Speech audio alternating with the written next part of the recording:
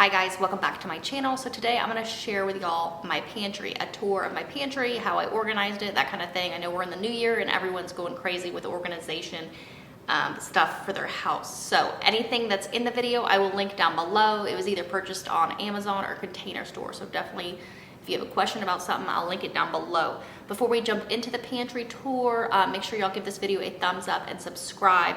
I have some key notes on my phone that I think it's gonna help you when it comes to organizing your pantry. So just to give y'all a heads up, things I kind of wish I knew ahead of time. So number one, research. Make a vision board, use Google Images, Pinterest, kind of get an idea of like what you want your pantry to look like in the end. Do you want wicker bins, clear bins, gray bins, you know what I mean? Just whatever. What do you want it to look like aesthetically? So number one, research. Number two, when you go to start your pantry, clear it out. Take everything out. Don't try to work with like half the stuff in there. Take it all out. Go through your expired stuff. Spices expire, just anything that could be expired that you're not using, that you have too much of, just donate it or, get rid of it.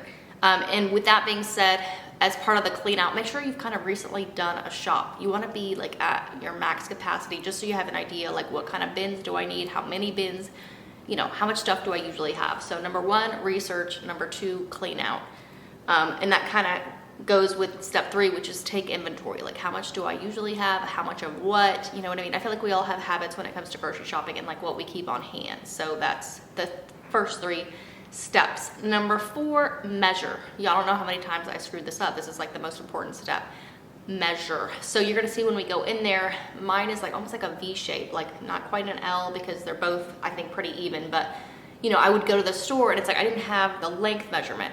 So make sure you have it all. You take the length of the shelves, you want the depth of the shelves, and then how tall the shelves are. Those are gonna be your three like must-have measurements. So whether you're shopping on Amazon, go in the Container Store, measure, measure, measure. So that is step four. Going with the measurement, make sure like when you have, say, like the depth of your shelf, use that whole puppy. And that's something I learned like in doing this and experimenting. You don't want to like have the depth of your shelf be like this and then you have this little container. No, you want to use that whole thing. So just make sure you're utilizing as much of your pantry like space that you can. And then in doing so, this is not meant to be negative, but expect to fail.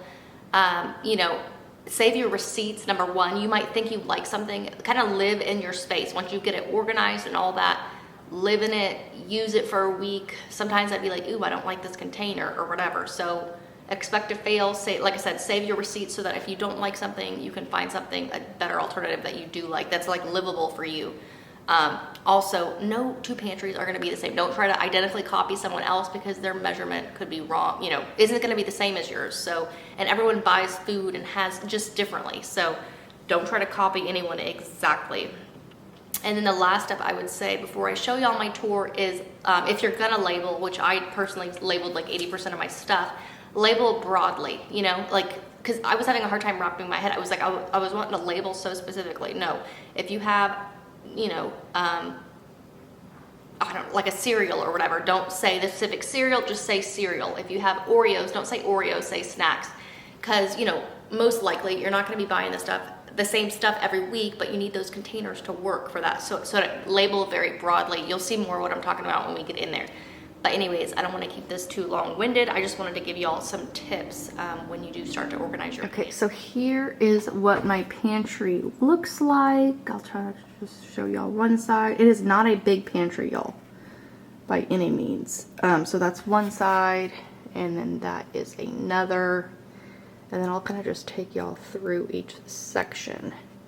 I learned to do this floor thing from Organizing Spaces by Kim. I highly recommend following her on Instagram. Like, she is an organizing genius, and she literally inspired me because I was having a hard time. I felt like I was getting stuck. So anyways, at the top, it's just like random stuff, nothing aesthetic.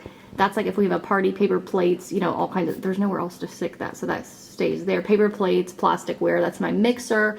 Those are two bins I'm just not using. Honestly, I could probably use them somewhere else in the house. It looks like there's something up there. Oh, like maybe a little bit of cracker overstock. And that's just like my kitchen linens, again, that I'm not using. Another bin I'm not using. And then tea. And then you come down here, you'll see some stuff is labeled, some is not. And I'm gonna get into that after showing y'all, but these are all my cookbooks. That's some baking soda, just because it keeps it smelling fresh. This is hot chocolate. My son got a bunch of it for Christmas. This is sweets, so like marshmallows. I've got some gummies, some chocolates, that kind of thing. Canned stuff. I am not someone that buys a ton of canned stuff. If I buy canned stuff, it's because I'm using it in a recipe that week. I use it and then it's gone. That's among many tips I'm going to give y'all when you're doing your pantry. That's just like an empty salt and pepper. Baking. Anything baking, sprinkles, flour, cookie cutters, chocolate chips goes in here. Again, same thing here with baking. Okay, so now down here, this is not cereal. We're gonna get into the labeling stuff, but anyways, Goldfish, this is cereal, Reese's Puffs, and Honey Nut Cheerios. I love these xoxos. I'm gonna link everything I used down below. It's all pretty much Container Store, so I will link that.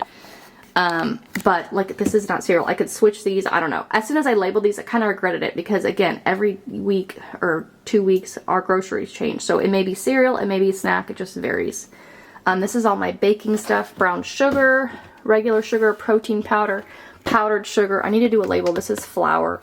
And then I don't know if y'all can tell, but this is like not even used yet. But when I do need to put something in there, it's ready to go. I am so proud of these labels. I think they're so pretty. I used my Cricut to do those.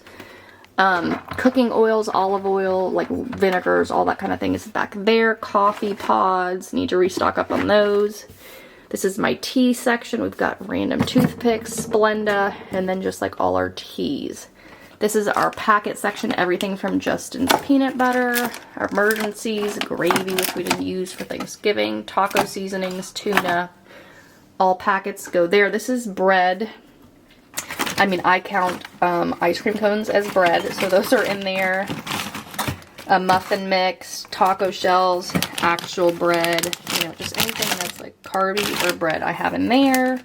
And then this is dinner. This is everything related to dinner. Macaroni and cheese, chicken broth, breadcrumbs, quinoa. There's even like some pasta sauce back there. So everything dinner is down there. This is again more sauces, vinegars, barbecue sauce, olive oils, that kind of thing. This is snacks, crackers, Oreos, chips, rice cakes. So that is what's there. And then breakfast, granolas. This is like pancake mix, Pop-Tarts, oatmeal. That's all there. And then you move down here, and this is plastic bags. I need to stop throwing away plastic bags because clearly we need to be restocked. This is bars, hard to see the label, but just so that's classified as a snack. More snacks, more bars. This Lazy Susan has our peanut butters. And then to the right here, we've got more snacks, which is like all this popcorn. My daughter actually got like a huge thing of it for Christmas. And then this is empty, and then this is paper plates. Down here, these bins, this has got our cat food. This is all our lunch boxes. That one is filthy, but there's, you know, when like my kids are at school right now, but when they've got this is full to the brim of lunch boxes. My mom comes over here and demands like real coffee because we use a Keurig, so she's got her coffee maker. This is an overstock, so if I go to Costco or something and I don't have the room, because these will be absolutely full when I do like a fresh shop, I will stick any back stock of snacks in this bin. And then this is like kind of like my junk drawer. I've got my dustpan, leftover trash bags. These are like, what are those things called? Placemats my kids use. Crock pot liners, kind of anything related to bags and Ziplocs. What is that? Parchment paper, Ziplocs, all that kind of thing. I have a pretty organized kitchen as well. So if y'all want to see that, let me know. So anyways, that is my pantry.